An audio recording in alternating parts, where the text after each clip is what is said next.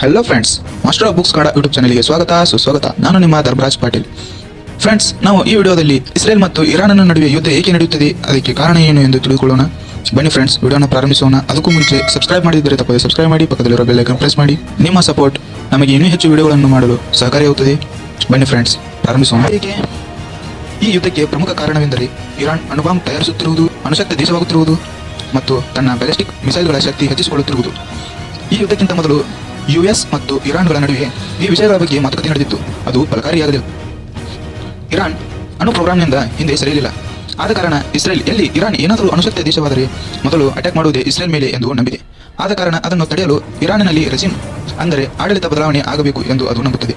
ಅಲ್ಲಿ ಇಸ್ರೇಲ್ ಮತ್ತು ಯುಎಸ್ ಪರವಾದ ಆಡಳಿತ ಬಂದರೆ ಇರಾನ್ ಅಣು ಪ್ರೋಗ್ರಾಂನಿಂದ ಹೊರಸರಿಯುತ್ತದೆ. ಇದರಿಂದ ಇಸ್ರೇಲ್ ಆರಾಮಾಗಿ ಇರಬಹುದು ಎಂದು ಯೋಚಿಸುತ್ತದೆ. ಫ್ರೆಂಡ್ಸ್, ನಿಮಗೆ ಈ ವಿಡಿಯೋ ಇಷ್ಟ ಇದ್ದರೆ ಲೈಕ್ ಮಾಡಿ, ಶೇರ್ ಮಾಡಿ, ಸಬ್ಸ್ಕ್ರೈಬ್ ಮಾಡಿ. ಧನ್ಯವಾದಗಳು.